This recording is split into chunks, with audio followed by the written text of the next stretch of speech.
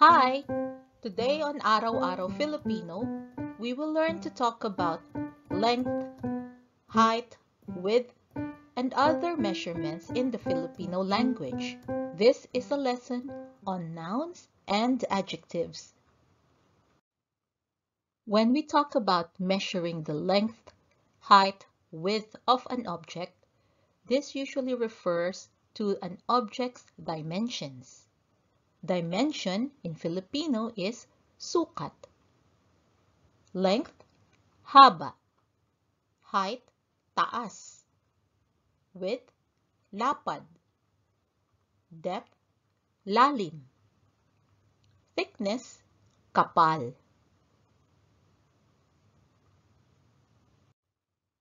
Let us now look at forming sentences so that we know how to ask for dimensions. Paano humingi ng mga sukat? How, paano. To ask, humingi. Dimensions, mga sukat. And the word ng is a connector between the verb humingi and its object, which is mga sukat. Here is a first sentence. What is the length of the table? Ano ang haba ng lamesa? What, ano. The, ang. Length, haba. Of the, ng. Table, lamesa. Here's another way to ask that. How long is the table? Gaano kahaba ang lamesa? How, gaano. Long, kahaba. How many meters is the table? Is another way to ask that. Ilang metro ang lamesa? How many, ilang. Meters, metro. So do you see that we have different ways to ask how? When we asked how long, we asked gaano kahaba. And how many, we use ilang. We have a separate lesson on how to use the word how and its different versions in Filipino. I will put a link to that lesson in the description below. Now let us learn to answer the question about what the dimension of an object is. How to give dimensions, paano magbigay ng mga sukat. How, paano. To give, magbigay. Dimensions, mga sukat. Again, the word ng connects the verb magbigay to its object, mga sukat. The length of the table is 2 meters. 2 metro ang haba ng lamesa. The, ang, length, haba, of the, ng, table, lamesa. 2, 2, and meters, metro. To say 2 meters, 2 metro. The table is 2 meters long. 2 metro kahaba ang lamesa. Long, kahaba. Now here is a quick side lesson so that we understand why we put that suffix ng after dalawa to say 2 metro. Ng is a connector, and we also use na as a connector when we have an adjective plus the object it is describing. For example, 2 meters, 2 metro. we use ng whenever the adjective ends in a vowel. So we say, dalawang metro. But if the adjective ends in a consonant, as in 4 meters, apat na metro, because apat ended in T, a consonant, we use na as a connector. In the example sentences, I used meters, which is based on the metric system. Let's talk more about the unit of measurement in the Philippines. In 1860, the metric system has been compulsory. In the 1900s, a mix of units in Spanish, which is based on metric, indigenous units, and American units, which is English, were used by the Filipinos. Here are some units of measurement or units ng sukat in the metric system. Millimeter, milimetro. Centimeter, centimetro. Meter, metro.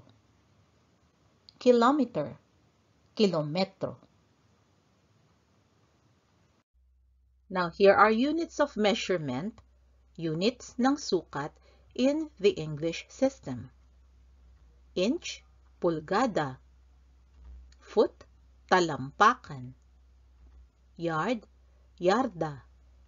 Mile, milya. Here again are the words we have learned in relation to dimension or sukat. These words are nouns and also root words, meaning to say that from these words we can form new words. Now, what new words can we form out of these root words? When we are asking how is the measure of something, how, gaano, we can ask how long, that is, gaano kahaba. How tall, gaano kataas. How wide, gaano kalapad. How deep, gaano kalalim. And how thick, gaano kakapal. So we add the prefix of ka to the root word to form a new word, which follows the question gaano. From the same root words, we can also form new words such as adjectives or pang-uri. To say something is long, to describe something as long, it is mahaba. Something that is tall is mataas. Wide, malapad. Something that is deep, malalim. And thick, makapal.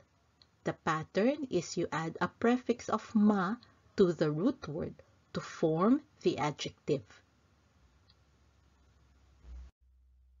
Here are some example sentences using the words we learned. What are the dimensions of the pool? Ano ang mga sukat ng pool? What, ano? The, ang. Dimensions, mga sukat. Of the, ng. And we use the same English word in the Filipino version, pool. The length of the pool is 50 meters. 50 metro ang haba ng pool. The length, ang haba. 50, 50. Meters, metro. 50 meters, 50 metro. The width of the pool is 25 meters. 25 metro ang lapad ng pool. The width, ang lapad. 25, 25. The depth of the pool is 2 meters.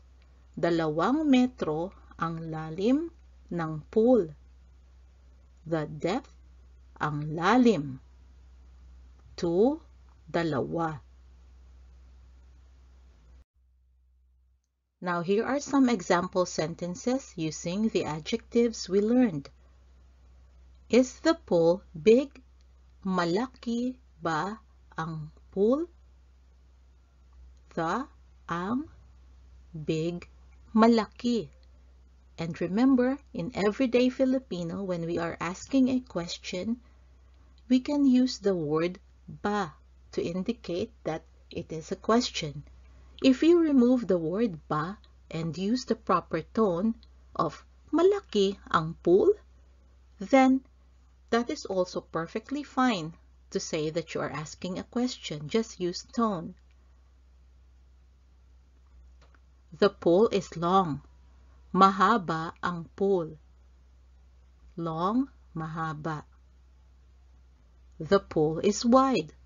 Malapad ang pool. Wide, malapad. And last, the pool is deep. Malalim ang pool. Deep, malalim.